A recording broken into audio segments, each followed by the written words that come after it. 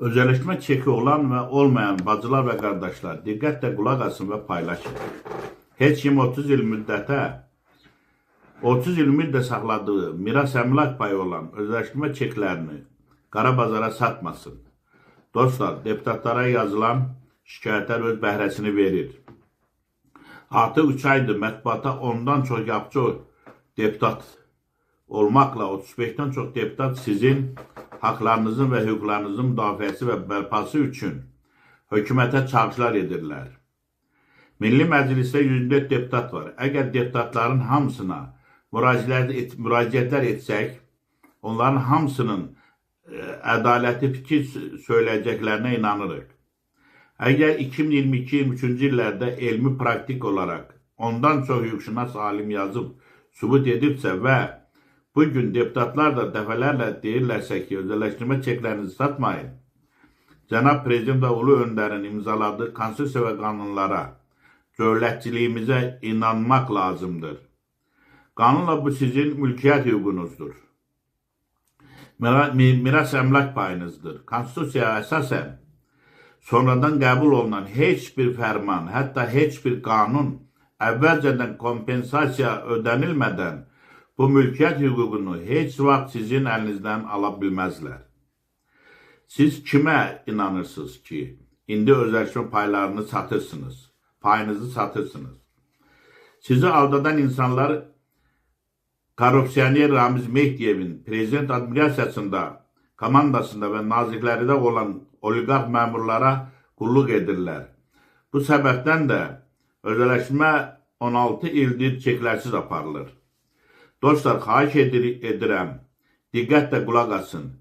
Bizim problemin ən perspektivli və tez həll olması yolundan biri Milli Məclisə, deputatlarımıza müraciət və şikayət edilməsi ilə mümkündür. Sizi aldadan insanlar əvvəllər də çeklərin qanun və konstitusiya zidd olaraq ödəmə vasitəsi kimi istifadəsinin Ulu Öndər rəhmətə gedəndən 6 ay sonra Ramiz Mehdiyevin xaincəsinə hazırlayıb Cənab Prezidentin etibarından sui-istifadə edərək qol çəkdirdiyi fərmanla dayandırıldığını demək və yazmaq əvəzinə yalandan çeklərin heç bir hüquq verməyən adi kağız parçası olduğunu deyirdilər və mətbuatda yazırdılar.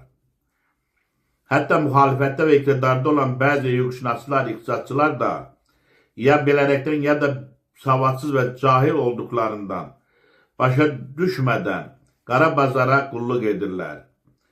Bəzi vətəndaşlar yazırlar ki, əsasən 1997-2001-ci illərdə çoxları ehtiyac üzrə çeklərini satıb. O vaxt çekləri əsasən 100-200 dollara xarici investorlar alırdı.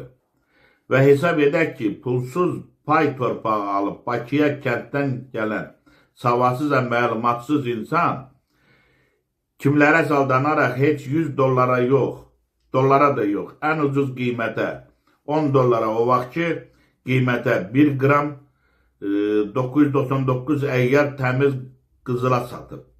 Yəni bugünkü qiymətlə 236 manata satıb. İndi özünüz düşünün. Bugün 30 ildən sonra hansısa şərəfsizlərə inanıb çeklərini 50-100 manata satan adama sabah elə öz dostları, qohumları axmaq deməyəcəkmi? Əlbəttə deyəcəklər. Kim bizimlə razıdır, rəydə yazsın. Alimlərin təsdiqlədikləri və dedikləri mətbuatda açıq yazılıb. Bugün qanunla inflyasiyanı nəzərə almaqla hər özəlləşdirmə payına düşən miras əmlak payının ən azı 40.000 manat əmlak ekvivalent dəyəri olmalıdır.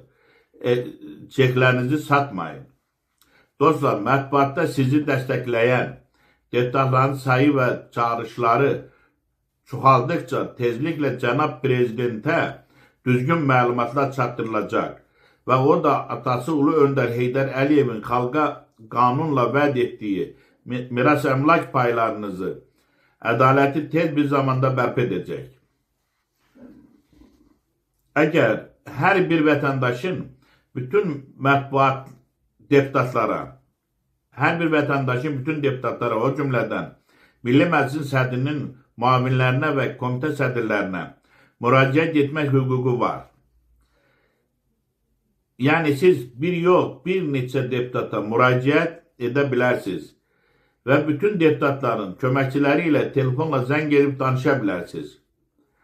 Haqqınızı tələb edib deputata çatdırılmasını tələb edə bilərsiniz. Dostlar, siz öz telefonunuzdan WhatsApp-la 070 304 0521 nömrəsinə ad və soyadınızı yazıb göndərin. Ancaq zəng etməyin, sizə cavab verilməyəcək. Sizə oradan həm şikayət forması, həm də deputatların köməkçiləri ilə danışmaq üçün və WhatsApp-la əlaqə üçün telefon nömrələri olan link göndəriləcək. Bu linkdən deputatların qəbul günlərini öyrənə bilərsiniz. Hər bir deputatın rayonlarda və Bakıda ayda 3 dəfə qəbul günü olur. Öz şikayətinizi onlara birbaşa özünüz də verə bilərsiniz. Dostlar, birincisi olaraq komitə sədrlərinə müraciət yazın. Mətbuatda sizə dəstək verən 3 komitə sədrindən başqa o bir deputat komitə sədrləri hələ də susurlar. Onların köməkçilərinə zəng edin, məktuba cavab tələb edin. Müraciət forması hazırdır. Siz sadəcə şikayəti oxuyub sonra deputatın ad və soyadını, aşağıda isə öz ad və soyadınızı, telefon və ünvanı əlavə edəcəksiniz. Bu şikayətə ailə üzvləriniz də adlarının olması və qol çəkmələri vacibdir. Məktubu poçtdan Milli Məclisə göndərən zaman poçt qəbzinizi mütləq saxlayın. Həmin qəbzi WhatsApp-la deputatın köməkçisinə göndərin. Sizin şikayətə mütləq yazılı cavab verilməlidir. Dostlar, hamı şikayəti yazmalıdır. Ailədə olan cavanlar sizə kömək etməlidir. Bu, onların birbaşa vicdan borçlarıdır. Statistik göstəricilərə görə özləşmə paylarının satmamış yaşlı nəsil arasında hər il orta hesabla 1,5% insan dünyasını dəyişir. Bu da o deməkdir ki, özəlləşdirmə paylarını satmayıb, ümidlə saxlayan 1 milyon vətəndaşdan hər gün təxminən 41 nəfər öz haqqına çatmadan vəfat edir. Əgər bu proses belə ləng davam edərsə, yaxın illərdə ümidlə mübarizə aparan yaşlı nəsil tamamilə aradan çıxacaq. Dostlar, gənc nəsil bu miras payı olan çekləri hansısa şərəfsizlərə inanıb satmamalıdırlar. Bu çeklər adi kağız parçası, antikvar suvenir deyil. Bunlar qanunla dövlət qiymətli kağızıdır və qanunla dövriyyədən çıxarılmayıb. Bunlar 100 illər ərzində yığılmış sizin ailələrin, ata-babalarınızın qanı, canı və zəhməti hesabına yaranmış var dövlətdən qalan miras əmlak payıdır. Bu səbəbdən aktiv olun, bu günün işini sabaha saxlamayın. Xahiş edirik bu videonu Facebook'da, qruplarda paylaşın, bir-birinizə əlaqə qurun, şikayət yazmağa kömək edin. Cənab Prezidentin də dediyi kimi ədalət var, ancaq onun üçün mübarizə aparmaq lazımdır. Dostlar, diqqət edin, İqtisadiyyat Nazirliyi tərəfindən yeni özəlləşdirmə qanunu layihəsi hazırlanıb və tezliklə Milli Məclisə təqdim edilməlidir. Bu səbəbdən bütün deputatların sizə dəstək verməsi üçün hamı deputatlara və Milli Məclisin sədri hörmətli Sahibə xanıma öz ailəsi və qohumları adından şikayətini yazıb poçtdan yola salmalıdır ki, əgər bu yeni layihədə çeklərin ödəmə vasitəsi kimi istifadəsi və nominal qiymətin qoyulması nəzərdə tutulmayıbsa, deputatlar vətəndaşların hüquqlarının pozulduğunu açıq şəkildə söyləsinlər və Milli Məclis özü yeni qanunda bu maddələri əlavə etsin. İnanırıq ki, hörmətli deputatlarımızın köməkliyi ilə Cənab Prezidentə düzgün məlumat veriləcək və tezliklə ədalət öz yerini tapacaq.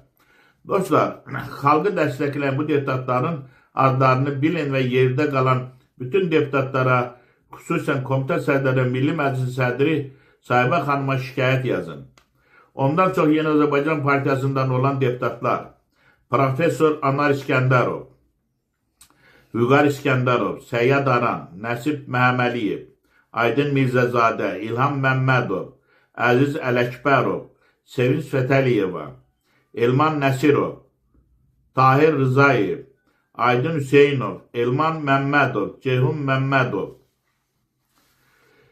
Eyni zamanda Milli Məclisin İnsan Hüquqları Komitəsinin sədri Zahid Oruç, Milli Məclisin Əmək və Sosial Siyasət Komitəsinin sədri Musa Yaquliyev, Milli Məclisin İctimai Birliklər və Dini Qurumlar Komitəsinin sədri Fazil Mustafa. Başqa deputatlardan Azər Badamov, xanım Məlahət İbrahim qızı, Razir Nurullayev, Qüdrət Həsənquliyev, Fəzail İbrahimli, Tənzilə xanım Rüstəmxanlı, Arzuxan Əlizadə, Asim Mollazadə, Elşad Musayev, Agil Abbas, Vüqar Bayramov, Jalə xanım Əliyeva, Rizvan Nəbiyev, Elçin Mirzəbəyli, Bəhruz Məhərrəmov, Sahib Aliyev, Məzahir Əfəndiyev, Azər Allahverənov, Müşfiq Cəfərov. Dostlar, hələlik 35 deputat. Xahiş edirik, yerdə qalan deputatlara şikayət yazın, sonra köməkçilərinə zəng edin. Deputatların şikayətinə cavab verməsini və mətbuat vasitəsilə xalqın bu problemlə öz münasibətini bildirməsini xahiş və tələb edin. Dostlar, bu xəbəri hər yerdə və hər gün paylaşın ki, hamı bilsin, dostlara nə qədər çox şikayət üzr istəyirəm, hamı bilsin, deputatlara nə qədər çox şikayət yazılarsa, nə qədər çox zənglər edilərsə, səsimiz tez eşidilər. El gücü, sel gücü. Allah böyükdür. Haqq yolunda əziyyət çəkənləri Allah sevir və sevindirir.